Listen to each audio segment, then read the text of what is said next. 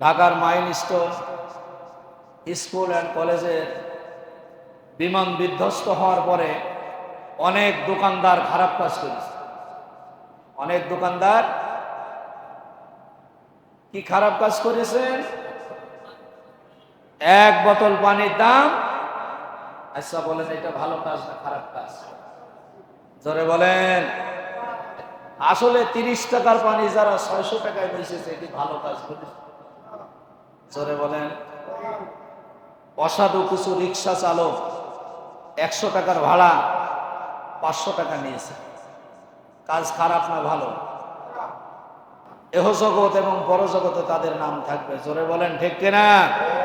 শিক্ষিকা মাহারিন চৌধুরী যিনি ভালো কাজ করেছেন, কথা ঠিক কিনা?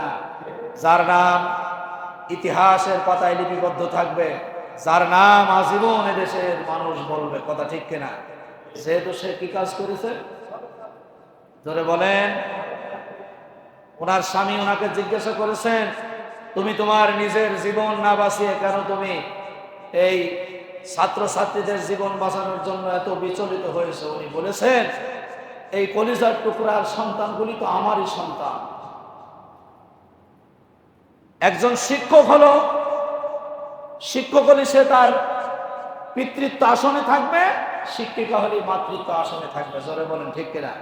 একজন শিক্ষক পিতার মতো, একজন শিক্ষিকা মাতার মতো। তাহলে একজন মায়ের সামনে কলিজার টুকরার সন্তান দাউ দাউ করে জ্বলে যাবে, একজন বাবার সামনে কলিজার টুকরার সন্তান দাউ দাউ করে আগুনে জ্বলে যাবে। কখনো কোনো পিতা এবং কোনো মাতা এটা বরদাস্ত করবে না।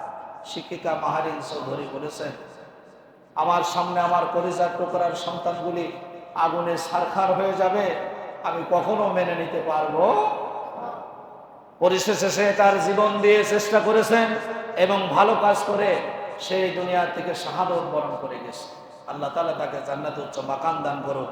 সকলে বলুন আমিন। আরো জোরে বলেন আমিন। তাহলে আমাদের কাজ হবে, আমাদের কালচার হবে ভালো কাজ করা। কি করা? না সেই উত্তরার দিয়াপাড়ার রিক্সা চালকদের মতো হবে। 100 টাকার ভাড়া কত টাকা নেবে? হ্যাঁ আসলে বলেন এরা কি মানুষ? জোরে বলেন মানুষ? এদের ভিতরে বিন্দু মাত্র মনুষ্যত্ব নাই। যদি বিন্দু মাত্র মনুষ্যত্ব থাকতো তাহলে ওরা প্রমাণ করতো যে আমরা ভালো কাজ করে আল্লাহর জান্নাতের মেহমান হতে চাই, ক্ষতিগ্রস্ততা থেকে আমরা বাঁচতে চাই। জোরে বলেন ঠিক কিনা?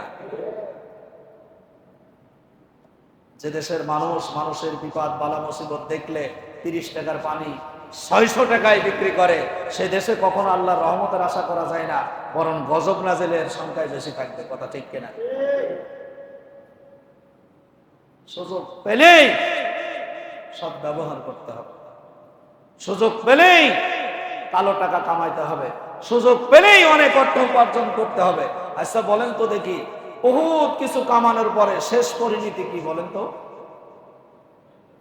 যে ওই 30 টাকার পানি 600 টাকায় বেচল, নিশ্চয় এই লোকটাই পানি কবরে নিয়ে যাবে, টাকা কবরে নেবে, খেতাবালিশ কবরে নেবে, অর্জিত সম্পদ নেবে। তাহলে লাভ হইল কি?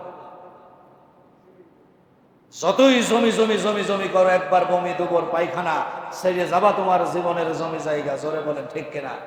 অনেক আত্মঅহংকার, অনেক ইজ্জত, অনেক সম্মান, অনেক দাম্ভিকতা তোমার ভিতরে আছে, কিন্তু কইসে যদি 3 বার পাতলা পায়খানা আর 2 বার বমি হয়, শরীরের তার সারা। কথা ঠিক কিনা? তাহলে এত বড়াই, এত অহংকার কেন? অহংকার তো মহান মনিবই করবে। অহংকার শুধু আল্লাহর মানায়, পার্থিব জীবনে কোনো বান্দার অহংকার